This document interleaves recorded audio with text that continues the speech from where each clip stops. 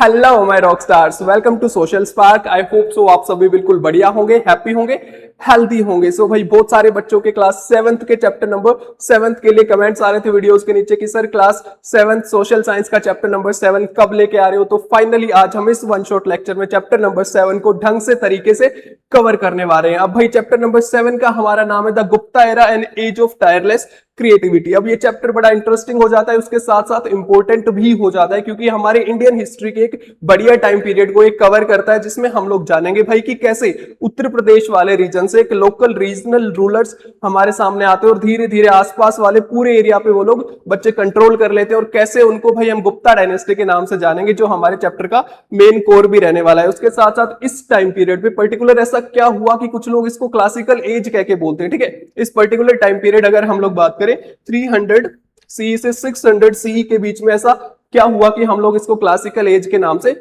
जानेंगे। अब धीरे धीरे हम लोग इसमें आगे देखेंगे भाई कि सबसे पहले देखो गुप्ताज के बारे में, जो चैप्टर का नाम भी है गुप्ताज की बात करेंगे। ठीक है, who are the Guptas, Guptas कौन है भाई। ठीक है, और गुप्ता पीरियड को क्लासिकल एज का नाम क्यों दिया जाता है हमारे इंडियन हिस्टोरियंस के द्वारा, ये भी हम लोग जानने वाले हैं। उसके बाद हम लोग बात करेंगे इस टाइम पीरियड पे जब गुप्ताज इंडिया में नॉर्थ वाले पार्ट में, ठीक है, बेसिकली याद रखना है नॉर्थ वाले रीजन पे गुप्ताज जब इंडिया में रूल कर रहे थे तो बाकी सब कॉन्टिनेंट में क्या हो रहा था, यानी इंडिया के बाकी पार्ट्स में भाई क्या हो रहा था, वो सारी बातें हम देखेंगे। उसके साथ साथ देखेंगे भाई कि मेन फिगर्स इस टाइम पीरियड की कुछ महान हस्तियां हमारे सामने आएंगी, जैसे आर्यभट्ट, अब्राहमीरा, कालिदासा, जिनके बारे में आप लोगों ने जरूर कभी ना कभी पढ़ा होगा, सुना होगा। तो इन सारों को भी हम लोग इस वन शॉट लेक्चर में कवर करेंगे कि ये इसी टाइम पीरियड पे हमें देखने को मिलते हैं और इनके कुछ वर्क्स हमें देखने को मिलेंगे जो आज तक हम लोग स्टिल यूज कर रहे हैं। अब भाई स्टार्ट करेंगे। ठीक है, 3rd to 6th सेंचुरी आपको सबसे पहले याद रखना है। अब ये इंडिया का मैप है।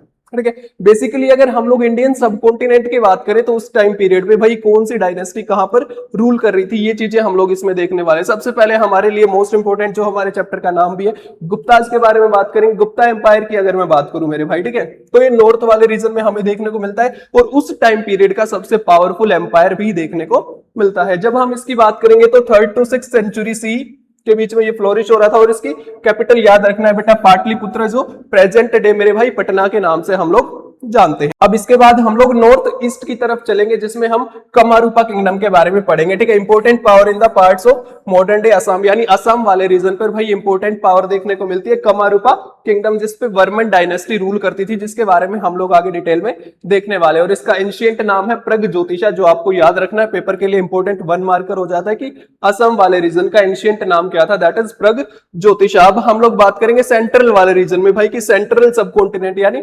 सेंट्रल इंडिया में उस टाइम पे किसका रूल था, तो याद रखना वकाटकाज का रूल था। ठीक है, जो हमारे गुप्ताज के साउथ में लाई करते हैं, वकाटकाज यहां पर रूल करते थे सेंट्रल सब कॉन्टिनेंट। अगर इनकी कैपिटल बात करें तो बेटा नंदीवर्धना, जो नियर नागपुर प्रेजेंट डे हमें देखने को मिलती है। फिर बात करेंगे साउथ की। ठीक है, अब हमने और तो बात करी लेकिन साउथ रह गया। अब साउथ की जब बात करेंगे तो पल्लवा किंगडम, ठीक है, मोस्ट इंपोर्टेंट है। साउथ की तरफ हमें पल्लवा किंगडम देखने को मिलता है, जो पहले सतवाहनाज के अंडर काम करते थे, लेकिन बाद में धीरे धीरे भाई क्या करते हैं कि इंडिपेंडेंट पावर हमारे सामने आती है, जो 9th सेंचुरी तक, ठीक है, याद क्या रखना है, 9th सेंचुरी तक इंडिया पे रूल करती है, यानी साउथ वाले पार्ट पे, और इनकी कैपिटल हमें कांचीपुरम देखने को मिलती है। अब हम लोग बात करेंगे गुप्ताज के बारे में ढंग से, डीप से, डिटेल से। अब भाई आयरन पिलर आप लोगों ने इसके बारे में जरूर सुना होगा, अगर नहीं सुना है तो आपकी बुक के जस्ट स्टार्टिंग में दे रखा है। ठीक है, आयरन पिलर यानी इस तरीके का जो आपको दिखाई दे रहा है आयरन पिलर, जो जिसकी लोकेशन हम लोग बात करें तो मेहरौली दिल्ली के अंदर हमें देखने को मिलती है, मेहरौली दिल्ली। ठीक है, अगर इसकी बात करें भाई कितना पुराना है, 1600 ईयर्स ओल्ड। अब बच्चे ये बात आप सबको याद रखनी है, 1600 ईयर्स ओल्ड ये हमें देखने को मिलता है, यानी 1600 साल पुराना है। और इसकी एक मेन इंटरेस्टिंग बात हमारे सामने क्या आती है कि ये ना ओपन स्काई यानी आसमान ना खुले आसमान के नीचे हमें देखने को मिलता है, यानी इसके ऊपर ना कोई छत नहीं है।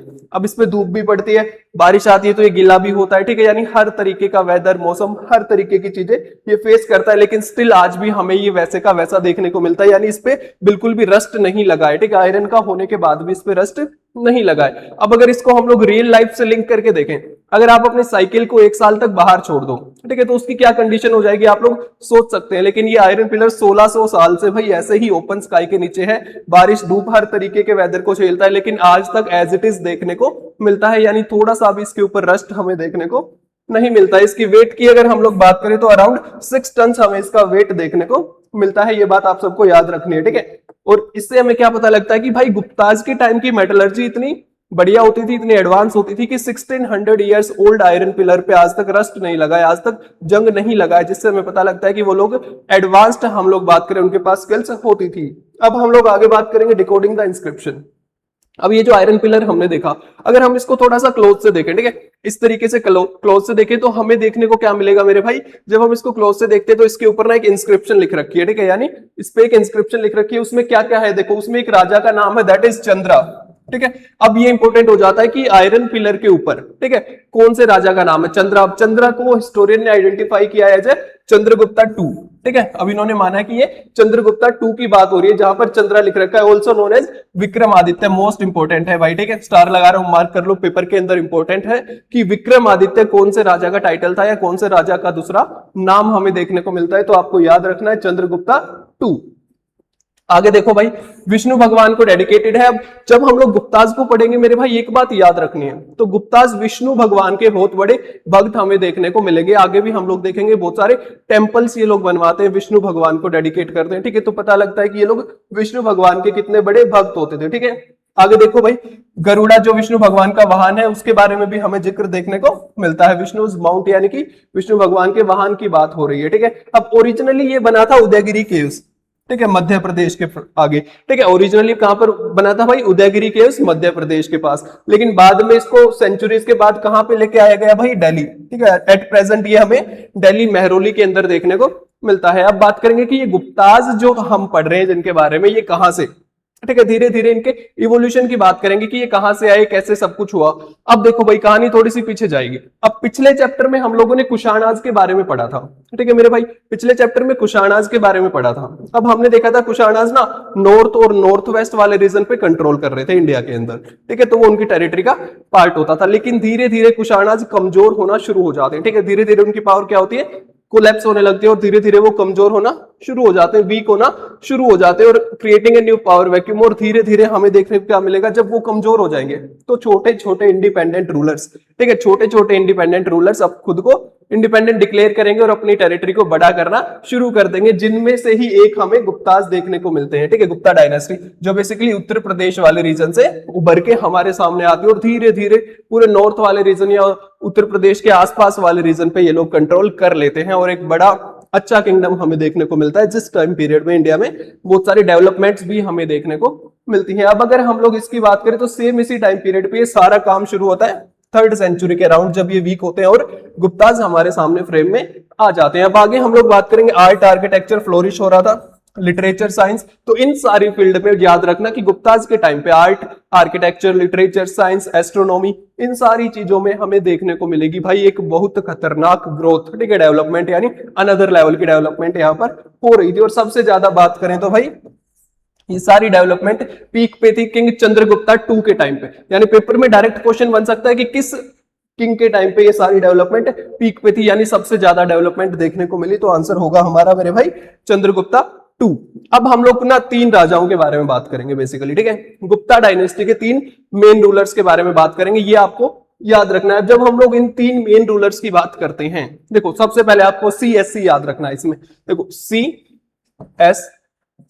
अब सबसे पहले हमारे पास आएंगे चंद्रगुप्ता, ठीक है, चंद्रगुप्ता 1 की हम लोग बात करेंगे, उसके बाद हम लोग इनके बेटे समुद्रगुप्त की बात करेंगे, एंड देन समुद्रगुप्त के बेटे चंद्रगुप्त 2 की बात करेंगे। यानी उस टाइम पे मेरे भाई सोसाइटी में ना एक ट्रेडिशन काम करता था। वो ट्रेडिशन क्या बताता है हमें कि जो राजा होते थे, या बेसिकली राजा या नॉर्मल लोग भी क्या करते थे, दादा के नाम पे ही उसके ग्रैंडसन का नाम रख देते थे, यानी जो उसके दादा का नाम था ना वही उसके पोते का नाम होगा। तो इस तरीके का ट्रेडिशन हमारे सामने आता है, और हम कंफ्यूज ना हो इसके लिए हम क्या करते हैं, जैसे पहले थे जैसे चंद्रगुप्ता 1, ठीक है, ये दादाजी है तो इनके नाम के आगे 1 लगा दिया, अब ये इनका ग्रैंडसन है यानी ये इनका पोता है तो इसके नाम के आगे 2 लगा दिया, ठीक है। तो इस तरीके से हम लोग उनको आइडेंटिफाई करते थे। चंद्रगुप्ता 1 के पोते का नाम है मेरे भाई चंद्रगुप्ता 2, तो ये बात आप सबको याद रखनी है कि ग्रैंडफादर के नाम पे ही ग्रैंडसन का नाम रख दिया जाता था, ठीक है। अब आगे हम लोग देखें कि ये ट्रेडिशन आज भी कुछ इंडियन सोसाइटी में कुछ जगह पर इंडिया में फॉलो किया जाता है। वहीं अगर हम लोग बात करें भाई चंद्रगुप्ता 1, जब एम्पायर धीरे धीरे ग्रो हो रहा था तो उस टाइम पे चंद्रगुप्ता 1 की हमें मेजर कुछ अचीवमेंट्स देखने को मिलती है, यानी स्टार्टिंग फाउंडेशन की जब हम लोग बात करते हैं तो चंद्रगुप्ता 1 का मेन रोल देखने को मिलता है। वो कैसे भाई, चंद्रगुप्ता वन ने स्टार्टिंग में कुछ अलायंसेस बनाई, ठीक है, कुछ अलायंसेस बनाई जो आगे चल के इनके लिए बढ़िया प्रूव होती है, ठीक है, through brilliant strategic alliances and newly minted currency, और कुछ कोइंस मिंट के, जो गोल्ड कोइन बेसिकली हम बात करें, जिससे हमें पता लगता है कि भाई गुप्ताज के पास पैसे की कमी नहीं थी। अगर वो लोग गोल्ड के कोइन मिंट कर रहे हैं तो आप सोच सकते हो कि उनके किंगडम के अंदर गोल्ड की कमी नहीं रही होगी, ठीक है, जैसे आपको इस कोइन पे देखने को मिलता है, ठीक है, ये चंद्रगुप्ता वन है विद हिज क्वीन कुमारा देवी, याद रखना। और वहीं दूसरी तरफ, ठीक है, हमें एक सिटेड लेडी देखने को मिलती है जिसको आइडेंटिफाइड एज लक्ष्मी, ठीक है, गॉडेस लक्ष्मी यानी देवी लक्ष्मी के साथ जिसको लिंक किया जाता है। तो ठीक है, ये हमारी बात हुई चंद्रगुप्ता वन की। अब याद रखना चंद्रगुप्ता वन के बेटे हैं समुद्रगुप्त, और समुद्रगुप्त वन के बेटे हैं चंद्रगुप्ता टू। और ये चंद्रगुप्त को आपको चंद्रगुप्त मौर्य के साथ कंफ्यूज नहीं करना है, वो अलग पर्सनैलिटी है, वो अलग पर्सन है, ठीक है, वो मौर्यन एम्पायर की बात है और ये गुप्ताज की बात है, तो आपको इनको लिंक नहीं करना है, दोनों अलग अलग पर्सन है, ठीक है, चंद्रगुप्त मौर्य अलग है और चंद्रगुप्ता अलग है, ठीक है। अब इसकी हम लोग बात करेंगे वॉरियर किंग। अब भाई गुप्ता डायनेस्टी का एक सबसे खतरनाक राजा जिससे लोग बहुत ज्यादा डरते थे, लेकिन उसके साथ साथ भाई वो उस तरीके की क्रुएलिटी नहीं करता था, यानी उसकी प्रजा खुश थी लेकिन उसके जो दुश्मन थे वो उससे बहुत ज्यादा डरते थे। यानी सबसे पावरफुल एक तरीके से किंग हम मान सकते हैं कि गुप्ता डायनेस्टी का सबसे powerful king that is the Samudragupta. ये बात आपको याद रखनी है। Samudragupta father of Chandragupta two, Chandragupta two का पापा है समुद्रगुप्ता और चंद्रगुप्ता वन का बेटा है, ठीक है, कंफ्यूज नहीं होना। बेसिकली याद रखना है कि ग्रैंडफादर के नाम पे ही ग्रैंडसन का नाम रख दिया जाता था। अब सबसे पहले देखेंगे कि समुद्रगुप्ता के बारे में हमें पता कहां से लगा। अब भाई समुद्रगुप्ता का ना एक कोर्ट पोइट था, यानी एक दरबारी कवि था, जिससे इसके बारे में बहुत सारी बातें लिखी हैं जहां से हमें पता लगता है समुद्रगुप्ता के बारे में, जिसमें से सबसे मेन हो जाती है प्रयाग प्रशस्ति, ठीक है, इस तरीके की देखने को मिलती है प्रयाग प्रशस्ति। अब ये सारी हरि सेना ने लिखी है, ठीक है, कोर्ट पोएट है किसका, समुद्रगुप्त का, जिससे हमें समुद्रगुप्ता के बारे में बहुत सारी चीजें देखने को मिलती हैं। अब इसकी हम लोग बात करें तो भाई प्रयाग प्रशस्ति। अब पहले नाम समझो कि प्रयाग प्रशस्ति क्यों। देखो मेरे भाई, प्रयाग क्योंकि ये प्रयागराज से मिली है, प्रशस्ति होता है इन प्रेज ऑफ, जब हम लोग किसी की तारीफ में कुछ लिखते हैं वी कॉल इट प्रशस्ति, जब हम लोग किसी की तारीफ में कुछ लिखते हैं वी कॉल इट प्रशस्ति। तो प्रयाग प्रशस्ति हमें देखने को मिलती है जो किसने, प्रयागराज में मिलती है, पहली चीज याद रखना। दूसरी, Harisena court poet of Samudragupta ने लिखी थी। अब ये बताता है कि भाई राजा समुद्रगुप्ता का एम्बिशन क्या था, तो वो था भाई धरानी बंधा, ठीक है, धरानी बंधा मतलब टू यूनिफाई द अर्थ, की वो पूरे अर्थ को यूनिफाई करना चाहता था। ये बात आप सबको याद रखनी है। अब आगे हमारे पास आएंगे टू पाथ ऑफ एक्सपेंशन। अब समुद्रगुप्ता एक महान राजा, भाई उसने दो अलग तरीके अपनाए, ठीक है, अपनी टेरिटरी को, अपने किंगडम को बड़ा करने के लिए उसने दो अलग अलग तरीके अपनाए, जिसमें फर्स्ट था कॉन्क्वेस्ट एंड कंट्रोल, यानी अपने दुश्मन राजा के ऊपर अटैक किया, उसको हराया, उसकी टेरिटरी पर कंट्रोल कर लिया, ठीक है, defeated the rival kings in battle, लड़ाई लड़ो, उनको हराओ, उनको मारो, उनको हटाओ, खुद राजा बन जाओ और अपनी टेरिटरी को बड़ा कर लो। पहला तरीका ये था। Took over their lands directly expanded the formal borders of the empire, और एम्पायर के फॉर्मल बॉर्डर्स को बड़ा किया। फिर हम लोग बात करें सबमिशन एंड ट्रिब्यूट, यानी दूसरा तरीका क्या था भाई। देखो अब समुद्रगुप्ता एक महान राजा, ठीक है, बड़ा पावरफुल राजा, अब इसने क्या किया, कुछ राज्य जो थे उनको हराया, लेकिन उन पे डायरेक्टली कंट्रोल नहीं किया। हमने ट्रिब्यूटरी का कंसेप्ट पढ़ा था पहले वाले चैप्टर्स में, ठीक है, तो इसने क्या किया, उनको चैप्टर 5 में भी पढ़ाया हमने, उनको अपने अंडर ट्रिब्यूटरी राजा बनाया, ठीक है, यानी वो इसके अंडर काम करेंगे, इसको गिफ्ट देंगे, इसको टैक्स देंगे, सारी चीजें देंगे, ठीक है, लेकिन उसने क्या किया, उनको राजा बनने का मौका दिया, यानी राजा वही रहेंगे लेकिन इन रिटर्न क्या करेंगे, ट्रिब्यूट इसको पे करेंगे समुद्रगुप्ता को। ये बात आपको याद रखनी है, ठीक है, deputed kings to their thrones, ठीक है, उनको अलाउ किया कि तुम राजा तुम ही रहोगे लेकिन मेरे को टैक्स दे देना, ठीक है, और मेरे अंडर काम करोगे, जो मैं बोलूंगा वो तुम्हें करना होगा। और बहुत सारे लोगों ने इसको एक्सेप्ट कर लिया, लेकिन कुछ राजा इससे इतना ज्यादा डरते थे भाई, ठीक है, इतना ज्यादा पावरफुल था, कुछ लोगों ने तो क्या किया, बिना ही वॉर के, ठीक है, submitted purely out of fear, इसके डर के चलते ही लड़ाई लड़ने से पहले ही बोल दिया कि भाई हम तेरे अंडर काम करने के लिए खुश है, हम तेरे को ट्रिब्यूट पे कर देंगे, तू अटैक मत कर देना, ठीक है, हमारे ऊपर, ठीक है। तो इसका हमें देखने को मिलता है इतना ज्यादा पावरफुल है कि कुछ लोगों ने तो इसके डर के चलते ही, कुछ राजाओं ने क्या बोला कि भाई हमें छोड़ दे, ठीक है, हमारे ऊपर अटैक मत कर देना कभी, तो यहाँ मार वार दे, पहले ही मान लिया कि हम तेरे अंडर काम करने के लिए खुश हैं, ठीक है। तो ये हमें समुद्रगुप्ता की पावर को दिखाता है। अब हमारे पास आएगा the scholar and musician king.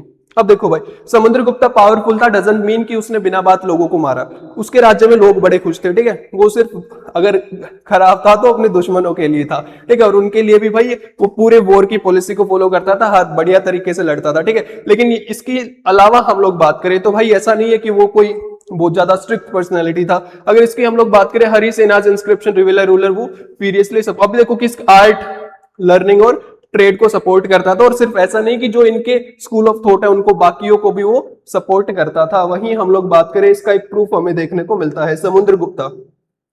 Samudragupta का एक कॉइन हमें मिलता है मेरे भाई, जिसके ऊपर ना वो खुद को वीणा बजाते हुए शो करता है, ठीक है। The king doesn't just fund the art, वो सिर्फ उसके लिए पैसा नहीं देता था, खुद भी उसको परफॉर्म करता था, ठीक है, खुद भी उसको परफॉर्म करता था। Practised them, this minted coin depict Samudragupta himself seated and playing the veena. अब इस कॉइन पे हमें दिख रहा है समुद्रगुप्ता बैठा है और वीणा को बजा रहा है, तो इससे हमें पता लगता है समुद्रगुप्ता ओवरऑल एक बढ़िया किंग हमें देखने को मिलता है इंडियन हिस्ट्री के अंदर। A rich successful kingdom require both military strength, जो इसके पास थी मिलिट्री स्ट्रेंथ, और दूसरी थी टायरलेस क्रिएटिविटी, वो दोनों भी इसके टाइम पीरियड पर हो रही थी। अब आगे हम लोग देखेंगे अश्वमेधा यज्ञ। इसके बारे में तुम लोग पहले भी देख के आए हो, ठीक है, हमने पहले 2 चैप्टर्स में पढ़ा है। क्या होता है भाई कि ना, एक घोड़े को छोड़ा जाता है, दूसरे राजा जिस किंगडम से वो चला गया, अगर उस राजा ने उस पर अटैक नहीं किया तो क्या होता है, वो एरिया पर्टिकुलरली बेसिकली उसी राजा के अंडर आ जाता है जिसने उस घोड़े को लीव किया था। अब अगर ये लोग ऐसा करते थे, जब ये लोग अश्वमेधा यज्ञ को परफॉर्म करते थे, एक पॉइंट पे हमें पता लगा कि जब ये सक्सेसफुल हो जाता था, अब बेसिकली बढ़िया तरीका है अपनी टेरिटरी को बड़ा करने का, ठीक है। अब जब ये सक्सेसफुल हो जाता था मेरे भाई, तो ये क्या करते थे, तो इसको सेलिब्रेट करने के लिए ना कॉइन मिंट कराते थे। अब ऐसे कॉइन इन्होंने मिंट कराए, जिसमें हमें देखने को मिलता है, जैसे क्वीन है, डिपिक्टिंग क्वीन होल्डिंग अ चोरी फ्लाई विस्क, ठीक है, एक तरफ रानी छाप रखी है जिसने फ्लाई विस्क को अपने हाथ में पकड़ रखा है, जो यहाँ पर आपको देखने को मिल रहा है, वहीं दूसरी तरफ अश्वमेधा यज्ञ का घोड़ा इन्होंने छाप रखा है। तो इससे इसकी इंपॉर्टेंस हमें पता लगती है मेरे भाई। आगे देखेंगे द एम्पायर्स ट्रू एक्सटेंट, यानी हमें एक टेक्स्ट मिलता है जिसका नाम है विष्णु पुराण। विष्णु पुराण नाम के एक टेक्स्ट से हमें पता लगता है कि ये इनके मेन रीजन क्या थे, यानी की रीजंस जहां पे ये लोग कंट्रोल करते थे, तो वो कौन से थे। देखो सबसे पहले अनुगंगा हमारे सामने आता है, जिसको मिडिल गंगेटिक बेसिन भी हम लोग बोल सकते हैं, अनुगंगा। सेकंड हमारे पास आता है प्रयाग, जिसको प्रयागराज, साकेता जो अयोध्या, एंड थर्ड हमारे पास आता है मगध, जो बिहार और इसके आसपास वाला जितना भी रीजन था उस पूरे पर हमें गुप्ताज का कंट्रोल देखने को मिलता है। लेकिन हमें एक दूसरा सोर्स क्या बताता है कि जब गुप्ता एम्पायर अपने पीक पर था, यानी ये जो जब अपने चरम पर थे, तो हमें देखने को क्या मिलता है कि ये सिर्फ इन ही रीजंस पर नहीं थे, फार बियॉन्ड द टेक्स्ट, जो टेक्स्ट में गिवन है उसके अलावा भी अगर हम लोग बात करें, covering most of the present day north west India plus part of the central and east India, ठीक है, सेंट्रल और ईस्ट इंडिया पर भी इनका कंट्रोल देखने को मिलता है, नॉर्थ के अलावा, जब ये अपने पीक पर थी। अब बात करेंगे मूविंग द आर्मी। अब मेरे भाई किसी भी राजा के लिए, ठीक है, अब आर्मी मूव कर रही है, आर्मी लड़ाई के लिए मूव कर रही है, तो सोल्जर्स जाएंगे।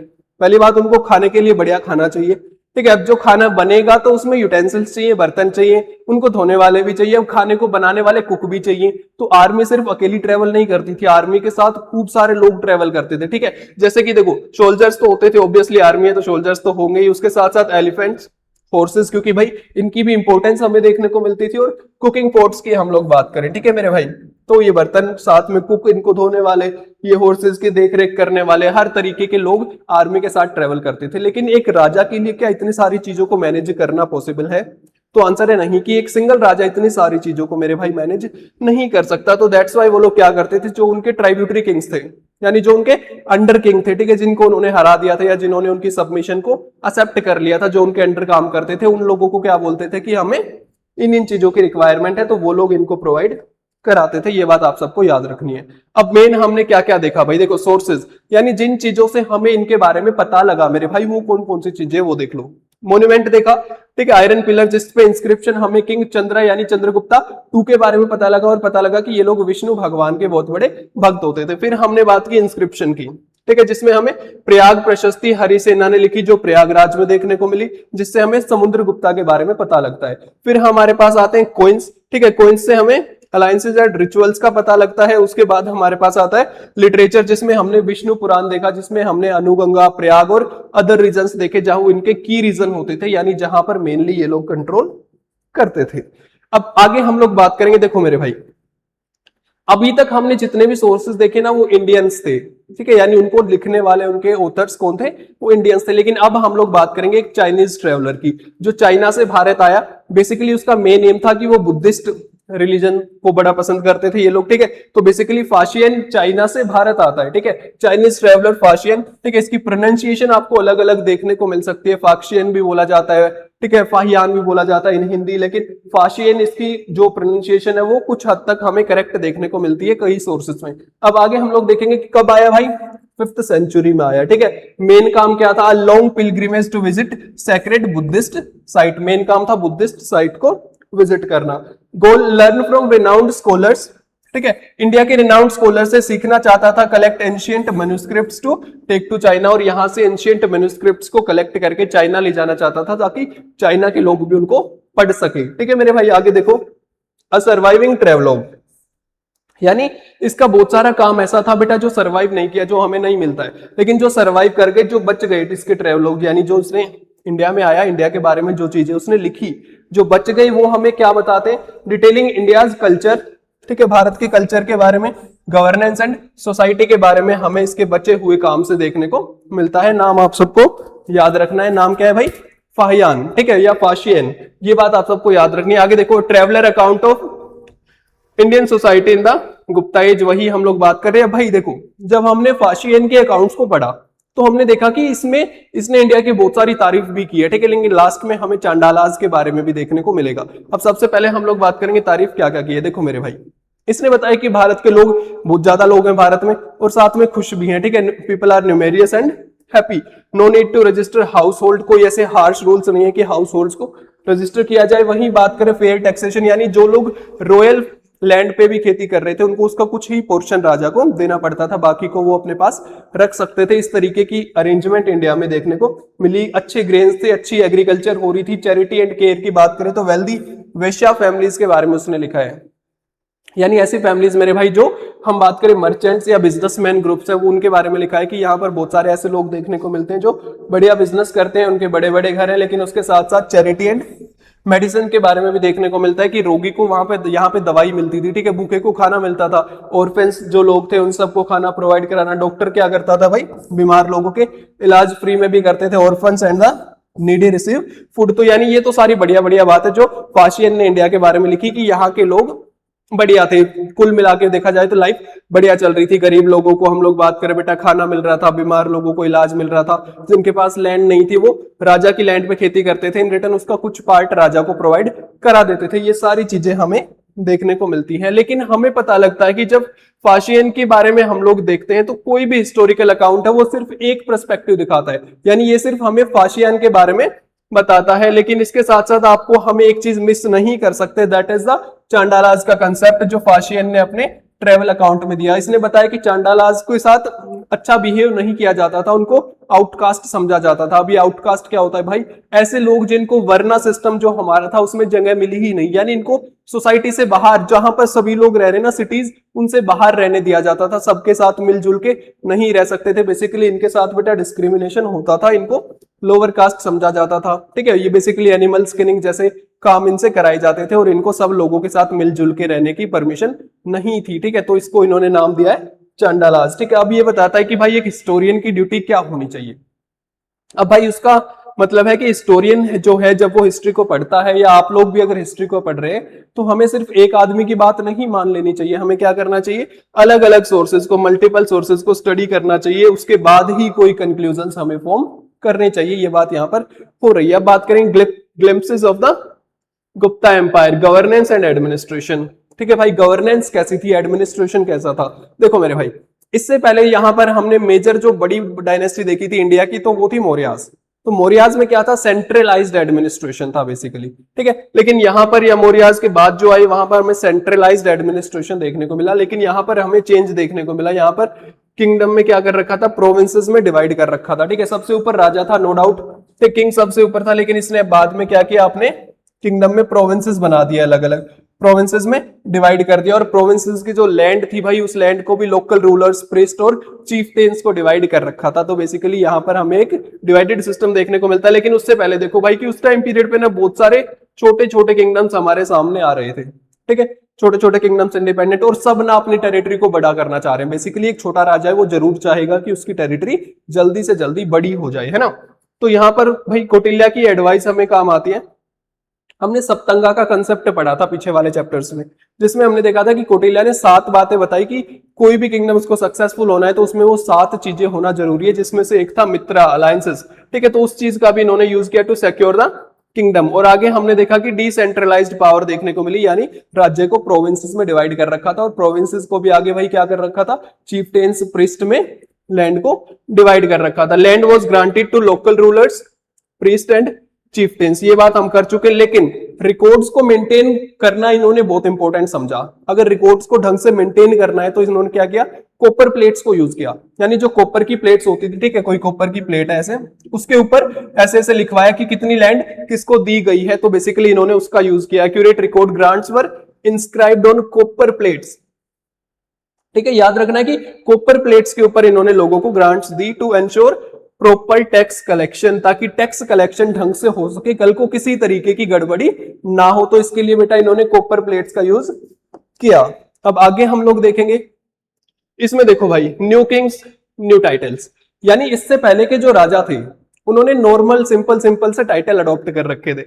जैसे कि ओल्ड टाइटल क्या थे हमारे, राजन, महाराजा। पुराने टाइटल इस तरीके के थे कि राजन, महाराजा, बेसिकली वो अपने आप को राजा या महान राजा तक ही दिखा रहे थे। लेकिन ये जो नए राजा आते हैं, ये जितने भी नए राजा आते हैं, ये क्या करते हैं मेरे भाई, ये खुद को ना बहुत ज्यादा सुपीरियर दिखाते हैं। यानी ये एक तो बड़े बड़े टाइटल यानी हाई साउंडिंग टाइटल्स को ये लोग अडॉप्ट करते हैं और पहले वाले राजाओं से खुद को पावरफुल दिखाने की कोशिश करते हैं। देखो जैसे कि न्यू ग्रैंड टाइटल्स में क्या क्या आता है, Maharaj Adhiraj, meaning the king of the great kings, ठीक है, आपने सुना होगा महाराज अधिराज पधार रहे हैं। तो उस तरीके के titles, Maharaj Adhiraj, king of great Kings. और दूसरा हमारे पास सम्राट, मतलब एम्परर, ठीक है, इस तरीके के टाइटल्स। तीसरा क्या है, चक्रवर्ती, यानी यूनिवर्सल रूलर, पूरी दुनिया का रूलर। इस तरीके के टाइटल्स इन्होंने अडॉप्ट किए, बेसिकली खुद को बहुत ज्यादा बढ़िया या सुपीरियर इन्होंने दिखाने की कोशिश की है। अब एम्पायर को बड़ा करने के लिए इन्होंने क्या किया मेरे भाई, एम्पायर को बड़ा करने के लिए इन्होंने किया मिलिट्री कॉन्क्वेस्ट, ठीक है, जहां पर वॉर की जरूरत थी वहां पर वॉर किया,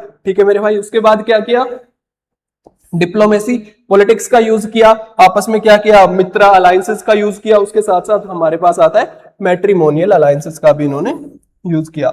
मैट्रिमोनियल अलायंसेस हम लोग पहले भी पढ़ के आए हैं, जब कोई भी राजा अपने बेटे या बेटी की शादी पड़ोस के नेबरिंग किंगडम में कर देता है ताकि उनके बीच में रिलेशन स्ट्रॉन्ग बना रहे और आपस में कल को वो एक दूसरे पर अटैक नहीं करते हैं आफ्टर दैट, ठीक है। तो उनका पावर, उनका एम्पायर बड़ा होता है और सेफ हो जाता है उस तरफ से। बेसिकली ये होता है हमारी मैट्रिमोनियल अलायंस। अब मैट्रिमोनियल अलायंस का हमें एक बेहतर एग्जाम्पल देखने को मिलेगा प्रभावती गुप्ता के बारे में।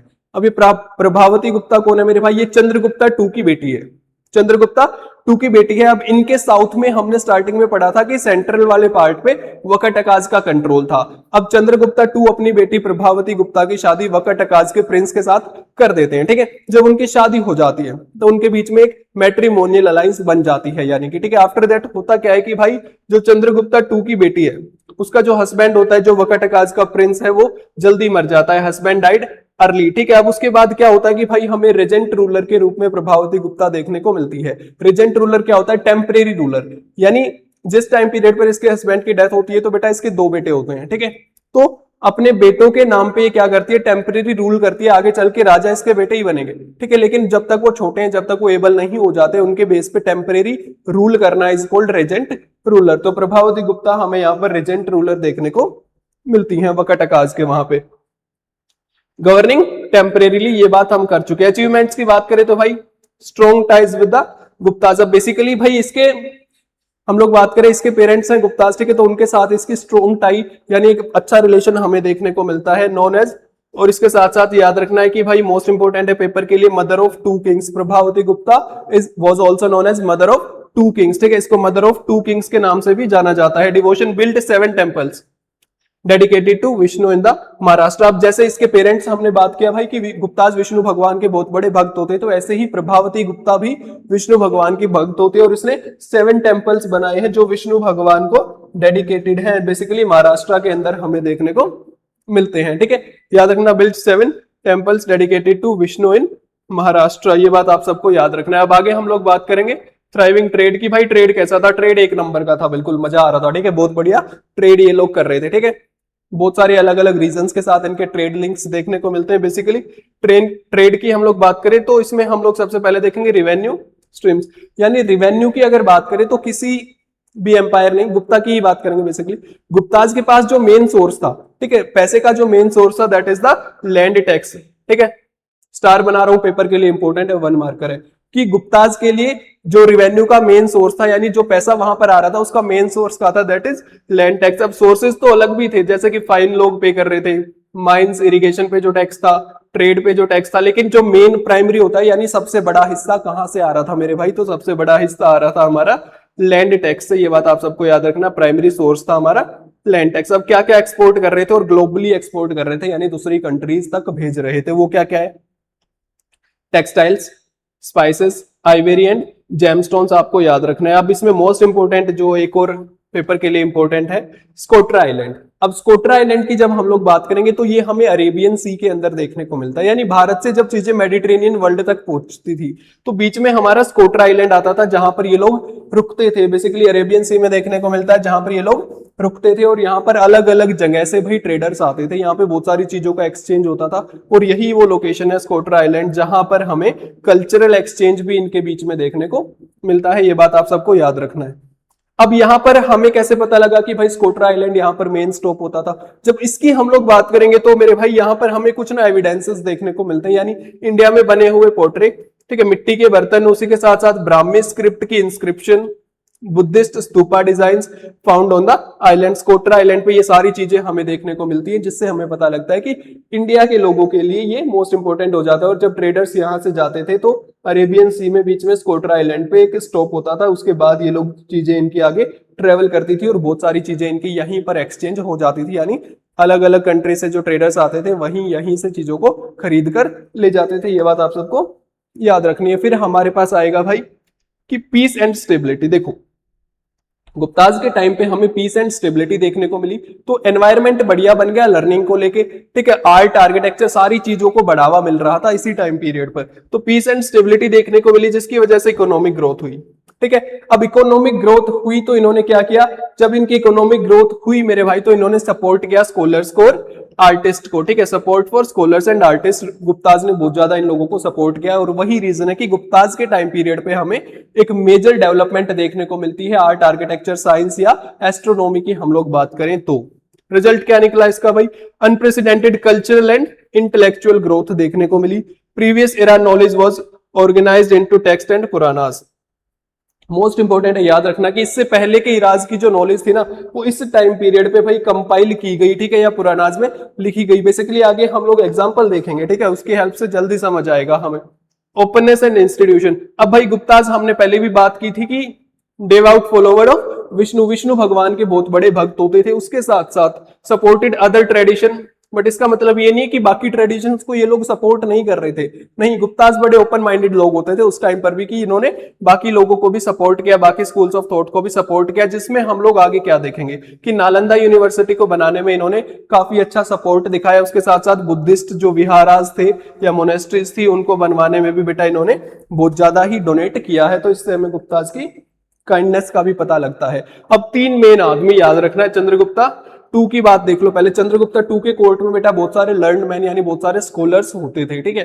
अब उनकी अलावा हम बात करें पूरे गुप्ता के टाइम पे हमें तीन ऐसे आदमी देखने को मिलते हैं, यानी तीन ऐसी महान पर्सनैलिटीज देखने को मिलती है जिनको हम लोग आज भी याद करते हैं, आज भी जानते हैं, क्योंकि इन्होंने कंट्रीब्यूशन इतना अच्छा किया, किसी ने लिटरेचर में, किसी ने साइंस में, किसी ने मैथमेटिक्स में, किसी में एस्ट्रोनॉमी। सबसे पहले हमारे पास आता है आर्यभट्ट, ठीक है, इनका नाम आप सबने जरूर पढ़ा है। अब master of mathematics and astronomy ये हमें देखने को मिलते हैं। फिर हमारे पास आता है मेरे भाई व्राहमिरा, इनकी बात करें तो ऑब्जर्वर एंड लॉजिशियन, इनके बारे में भी डिटेल में देखेंगे। और थर्ड हमारे पास आता है कालिदासा, आपने इसकी जरूर पोइट्री जरूर इनकी देखी होगी, कालिदासा संस्कृत लिटरेचर में एक महान नाम हमारे सामने आते हैं। अब सबसे पहले आर्यभट्टा की हम लोग बात करेंगे भाई, ठीक है। आर्यभट्टा की जब हम लोग बात करेंगे तो कुसुमपुरा अराउंड 500 सी, याद रखना, लिव्ड कुसुमपुरा नियर पटना, पटना के पास कुसुमपुरा जगह है जो उस टाइम पे बढ़िया लर्निंग का सेंटर होता था, वहां पे अच्छी लर्निंग होती थी, लर्निंग का सेंटर होता था। तो ये अराउंड 500 सी की बात हो रही है। ऑथर्ड द आर्यभट्टा, अब इन्होंने मैथमेटिक्स और एस्ट्रोनॉमी को लेकर ना एक किताब लिखी है, ट्रीटाइज बेसिकली हम लोग बात करें, किताब लिखी है जिसका नाम इन्होंने रखा है Aryabhatiya, propose the earth spin on its axis. अब भाई इतने सालों पहले इन्होंने बता दिया कि अर्थ ना अपने एक्सिस पे घूमता है, अर्थ के शेप के बारे में बात की, अर्थ के साइज के बारे में बात की, डे नाइट का कंसेप्ट, ठीक है, इतने सालों पहले इन्होंने हमारे यहाँ पर डे नाइट का कंसेप्ट बता दिया था। जबकि मॉडर्न हम लोग बात करें तो बेटा लोगों को इस चीजों को फाइंड करने में बहुत टाइम लग गया था। Correctly explain the eclipses. इसके साथ साथ सोलर और लूनर एक्लिप्सिस के बारे में भी हमें डिटेल में आर्यभट्टा उस टाइम पीरियड पर ही बता देते हैं, ठीक है। आगे देखो एक्यूरेसी बात करें तो ईयर की इन्होंने ड्यूरेशन हमें उस टाइम पे बताई 365 days 6 hours and 12 minutes only minutes of from the modern value. यानी उसके बाद जो मॉडर्न साइंटिस्ट ने सारी चीजों को इन्वेंट किया तो लगभग लगभग सेम देखने को मिलती है। यानी इन्होंने बताया 365 डेज 6 आवर्स एंड 12 मिनट्स, और वहीं मॉडर्न वैल्यू की हम बात करें तो उससे कुछ मिनटों का ही फर्क है, पूरे एक घंटे का भी फर्क हमें देखने को नहीं मिलता है। मैथमेटिक्स की बात करें तो बेटा इन्होंने कुछ कैलकुलेशन के ऐसे फॉर्मूलाज, इक्वेशन को सोल्व करने के ऐसे तरीके हमें 1500 साल पहले बता दिए थे, जिनको आप आज 1500 साल बाद भी स्कूल में पढ़ रहे हो। तो इससे हमें पता लगता है आर्यभट्टा गुप्ताज के टाइम पे ही थे, और यहाँ इस टाइम पीरियड पे एस्ट्रोनॉमी और मैथमेटिक्स की हम लोग बात करें तो एक बढ़िया हमें डेवलपमेंट देखने को मिलता है। सेकंड आए हैं हमारे पास व्रहमीरा। व्रहमीरा के बेटा जो वर्क है उसका नाम क्या है, याद रखना, बृहत संहिता। ठीक है, व्रहमीरा के वर्क का नाम है दैट इज बृहत संहिता। व्रहमीरा की हम लोग बात करें तो भाई इसने ट्रेडिशनल नॉलेज, यानी सालों से पहले से जो नॉलेज चली आ रही थी, ठीक है, उस ट्रेडिशनल नॉलेज को ना अपनी ऑब्जर्वेंस के साथ मिक्स कर दिया और हमें बहुत सारी चीजों के बारे में बताया। जैसे कि हम लोग बात करें एस्ट्रोनॉमी, आर्किटेक्चर के बारे में बहुत सारी चीजें हमें यहाँ से पता लगती है। फिर हम अगर बात करें वेदर, ठीक है, और फार्मिंग रिलेटेड टेक्निक्स हमें इनसे पता लगती है। व्रहमीरा याद रखना, बृहत संहिता, ठीक है, पेपर में आ सकता है। बृहत संहिता किसकी कंपाइल है, किसने इस पे काम किया था? मैथमेटिशियन है, ठीक है, एस्ट्रोनॉमर है, एस्ट्रोलॉजर है फ्रॉम उज्जैन। अगेन इंपॉर्टेंट है, कहां से है भाई? उज्जैन से है। और वहीं अगर हम आर्यभट्टा की बात करें तो कुसुमपुरा नियर पटना हमें देखने को मिले थे। Combined traditional knowledge with strict logical reasoning and observation, ये बात हम लोग कर चुके हैं। अब थर्ड हमारे पास आएगा मेरे भाई कालिदासा के बारे में। अब ये कौन है भाई? देखो संस्कृत में इनकी बहुत सारी कंपोजिशन हमें देखने को मिलती हैं, जो ग्रेट पोएट भी माना जाता है इंडिया के कालिदास जी को। ठीक है, इनके बारे में जब हम लोग बात करेंगे तो आपको याद रखना कि लोगों का मानना है कि एक बार ना लोगों ने इनकी इंसल्ट कर दी थी। वैसे तो इनकी लाइफ के बारे में ज्यादा हमें देखने को नहीं मिलता है, लेकिन स्टिल कुछ लोगों का मानना है कि एक बार ना इनकी इंसल्ट कर दी थी कुछ लोगों ने। उसके बाद इन्होंने ये बात ठानी कि अब वो कुछ ना कुछ बड़ा करेंगे। ठीक है, उसके बाद इन्होंने इस तरीके के कामों को शुरू किया, यानी हमें इनकी बाद में लिटरेरी वर्क देखने को मिले। Renowned for executed Sanskrit poetry, ये बात आप सबको याद रखनी है। इनकी मास्टरपीस यानी सबसे फेमस जो इनका काम है that is Meghadutam the cloud messenger. याद रखना, मेघदूतम द क्लाउड मैसेंजर। इसमें एक स्टोरी होती है भाई, बेसिकली उसमें क्या होता है कि a banished yaksha, a minor deity sends a message to his love to his home by passing cloud. यानी जो बादल वहां से गुजर रहा होता है भाई, उसकी हेल्प से ना ये अपना मैसेज कन्वे करना चाहते हैं। लेकिन इसमें ना इसमें इनका प्यार दिखता है, उसके साथ साथ और जो चीजें दिखती हैं, इंडियन लैंडस्केप के बारे में पता लगता है और नॉर्थ इंडिया के वेदर के बारे में हमें इनके इस काम से पता लगता है। तो बेसिकली याद रखना है आपको, कालिदासा का नाम हमेशा याद रखना है जब लिटरेरी वर्क्स की बात आएगी या बेसिकली संस्कृत लिटरेचर का काम हमारे सामने आएगा।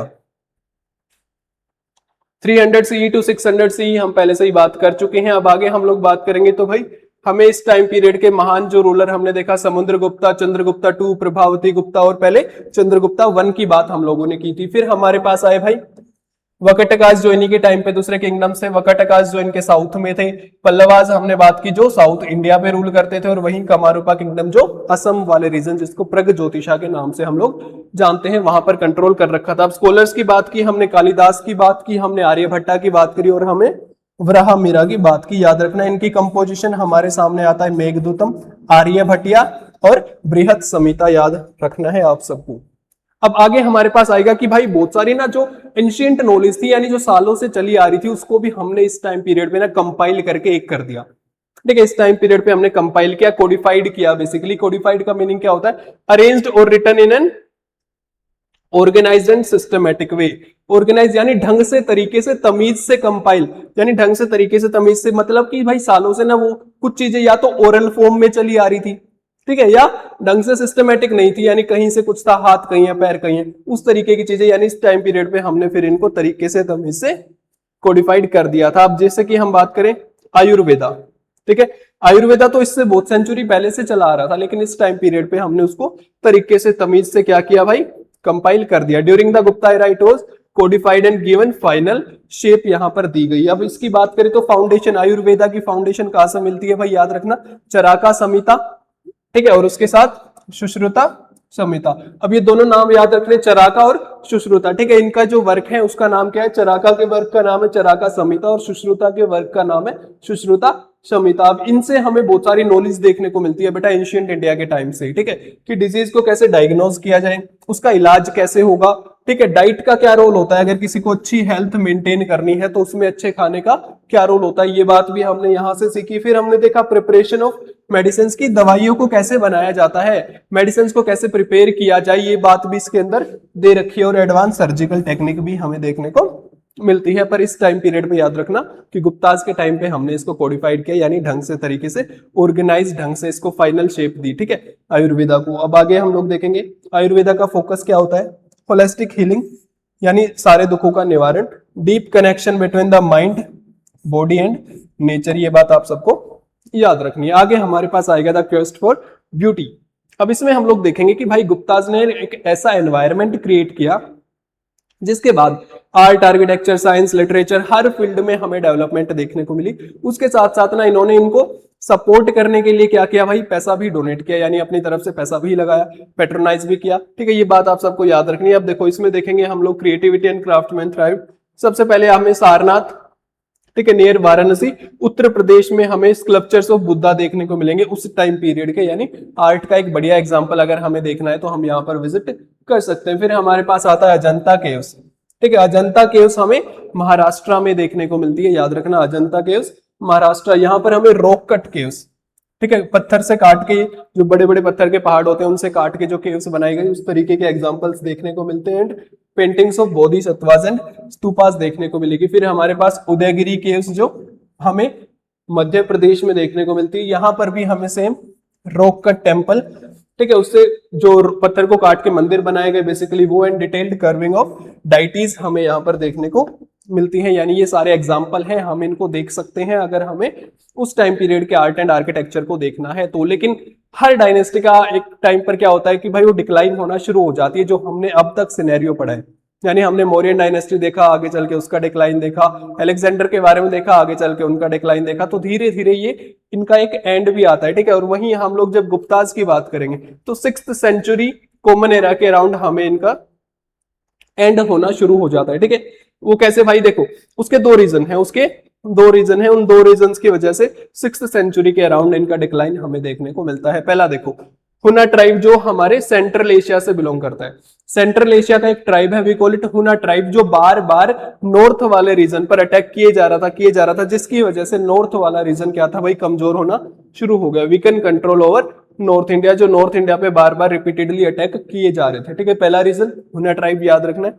सेकंड हमारे पास है कि भाई जो अंदर की डायनेस्टी थी, जो रीजनल रूलर्स थे वो भी स्ट्रॉन्ग होने लग गए थे, rise of powerful regional rulers, ठीक है, जो रीजनल रूलर्स थे वो भी पावरफुल होने लग गए, जिसकी वजह से देखने को क्या मिला, leads to severe internal conflict, और आपस में इंटरनल कन्फ्लिक्ट होने लगे, क्योंकि वो लोग पावरफुल होंगे तो वो खुद को इंडिपेंडेंट डिक्लेयर करना चाहेंगे, ठीक है, जिसकी वजह से गुप्ता एम्पायर का हमें एंड देखने को मिलता है। और इसके बाद हमारे साथ हिस्ट्री में टर्निंग पॉइंट देखने को मिलता है, जिस टर्निंग पॉइंट को हम लोग आगे चल के जब आपकी बुक का नेक्स्ट पार्ट यानी क्लास 7th सोशल साइंस का पार्ट 2 जो ऑलरेडी लॉन्च हो रखा है पहले से ही, ठीक है, जब उसको शुरू करेंगे तो हमें यहाँ के बारे में देखने को मिलेगा। अब आगे हम लोग क्या देखेंगे भाई, meanwhile in the south and north east, यानी हमने पढ़ लिया कि भाई नॉर्थ वाले रीजन पे क्या चल रहा था, सेंट्रल में वकाटकास, लेकिन साउथ में और नॉर्थ ईस्ट पे क्या चल रहा था उस टाइम पीरियड पे, ठीक है, साउथ में और नॉर्थ ईस्ट में क्या चल रहा था ये बात देखेंगे। अब सबसे पहले देखो, साउथ में हमने शुरू में बात की थी जब चैप्टर को शुरू किया था कि साउथ में ना मेरे भाई पल्लवाज का रूल था, याद है, पल्लवाज का रूल था साउथ इंडिया में। और हमने जब नॉर्थ ईस्ट की बात की थी तो यहाँ पर कमारूपा का रूल था, जहां पर वर्मन डायनेस्टी रूल करती थी। जब हम लोग इसकी बात करेंगे तो याद रखना कि भाई ये इनके अंडर में जो प्रेजेंट डे स्टेट्स आते हैं वो कौन कौन से हैं।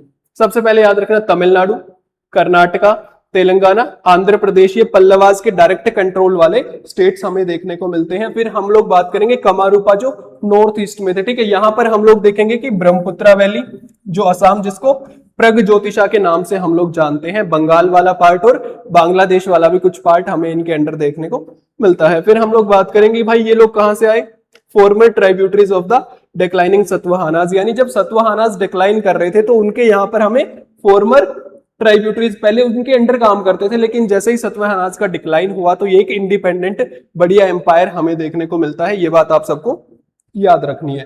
फिर हमारे पास आता है कमारूपा। यहाँ पे वर्मन डायनेस्टी रूल करती थी, मोस्ट इंपोर्टेंट है। इसका एंशिएंट नेम प्रगज्योतिषा, हम बात कर चुके हैं। ट्रेसेस लीनिएज टू किंग भागदत्ता, ठीक है।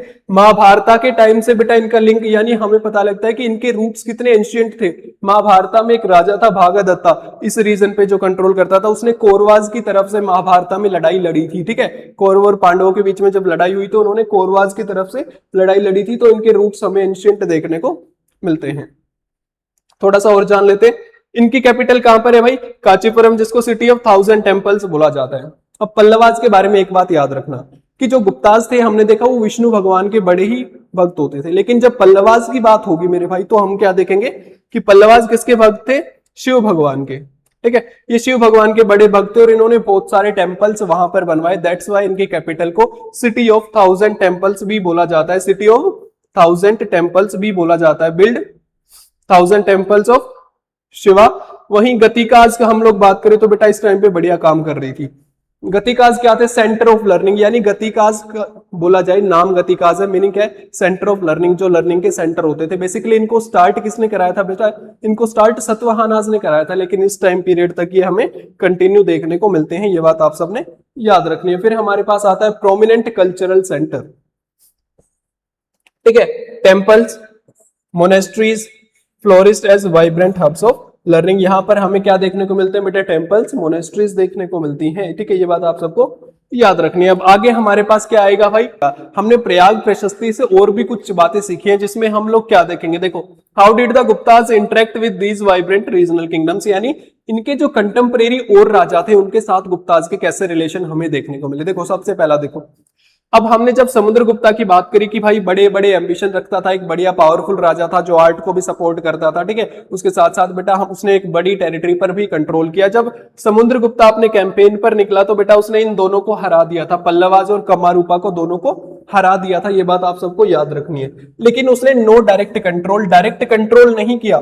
उसने यहाँ के राजाओं को बोला कि राजा आप ही रहोगे, आप कंट्रोल करो, लेकिन इन रिटर्न आपको मेरे को टैक्स देना पड़ेगा, एज ए ट्रिब्यूटरी किंग आप लोग रहोगे, ठीक है। कल को मिलिट्री में अगर मेरे को रिक्वायरमेंट होगी तो आपको हेल्प भी करनी पड़ेगी, ये बात याद रखनी, ठीक है। टेरिटरी को ऑक्यूपाई नहीं किया, restore the king to their thrones. The condition अगर हम लोग बात करें तो उन्होंने local kings accept Gupta supremacy and pay regular tribute. अब उन्होंने क्या किया? गुप्ताज की सुपरमेसी को एक्सेप्ट किया और बोला कि हम ट्रिब्यूट पे करने के लिए रेडी हैं। अब देखो भाई, ये एक बढ़िया तरीका है। अब डायरेक्ट कंट्रोल करेगा, सारी चीज खुद संभालनी पड़ेंगी, लेकिन कंट्रोल उन्हीं का है, सारी चीजें वो संभालेंगे, सब कुछ वो करेंगे, लेकिन इन रिटर्न उसको जो चाहिए वहां से, बेसिकली क्या चाहिए उसको वहां से बेटा टैक्स चाहिए, पैसा चाहिए, या कल को जरूरत पड़े सोल्जर्स चाहिए या एनिमल्स चाहिए, तो वो सारी चीजें तो वैसे भी मिल ही रही थी। तो ये एक बढ़िया प्लान हमें देखने को मिलता है कि डायरेक्ट कंट्रोल ना करके उनको एज ए ट्रिब्यूटरी किंग्स अपने अंडर काम करने को मौका दे। अब फाइनली चैप्टर होता है कंप्लीट। जल्दी से कंक्लूजन देख लेते हैं पूरे चैप्टर का क्या है। देखो भाई, पावर एंड स्टेबिलिटी अगर हम लोग बात करें, पावर व मिलिट्री कैंपेन, ठीक है। जब उन्होंने अपने एम्पायर को बड़ा करना चाहा तो कौन कौन से तरीके अपनाए? मिलिट्री कैंपेन, ठीक है, लड़ाई, land grants and matrimonial alliances हमें देखने को मिलती हैं। उसके अलावा हम लोग बात करें कौटिल्या का जो सप्तंगा का कंसेप्ट था, वहां से भी अलायंसेस का कंसेप्ट इन्होंने अडॉप्ट किया। अब इनोवेशन भाई, बहुत ज्यादा इनोवेशन देखने को मिली। Foundation for the future technology via massive advances in, ठीक है, मैथमेटिक्स, एस्ट्रोनॉमी, हम लोग बात करें मेडिसिन की बात करें या मेटलर्जी की बात करें, तो बेटा हर फील्ड में इनोवेशन देखने को मिली। इसीलिए इसको क्लासिकल एज या एज ऑफ टायरलेस क्रिएटिविटी भी बोला जाता है, क्योंकि इन्होंने जो एनवायरनमेंट क्रिएट किया जिसकी वजह से हमें बहुत सारी चीजों में ग्रोथ देखने को मिली, ठीक है। वहीं हम लोग बात करें वाइब्रेंट सबकॉन्टिनेंट, अलग अलग तरीके के लोग, ठीक है, वकटकाज, पल्लवाज एंड वर्मन्स, जिनको कमारूपा डायनेस्टी पे रूल कर, जो बेसिकली कमारूपा किंगडम पे रूल करते थे, वर्मन डायनेस्टी उनकी बात करें तो हमें अलग अलग तरीके के लोग देखने को मिले। लेकिन एट द एंड हमें पता चलता है बढ़िया हर तरीके से भाई ग्रोथ देखने को मिली। कुछ ऐसे उस टाइम पे इनोवेशन हुई जिनको हम लोग आज तक यूज कर रहे हैं या आज तक हम लोग उनको महान मानते हैं। तो फाइनली इसी के साथ हमारा चैप्टर होता है मेरे भाई कंप्लीट। होप सो चैप्टर आपको अच्छे से समझ आ गया होगा। इसी के साथ मिलते हैं नेक्स्ट वीडियो में। जब तक के लिए stay happy, stay healthy, bye bye, take care and God bless you all.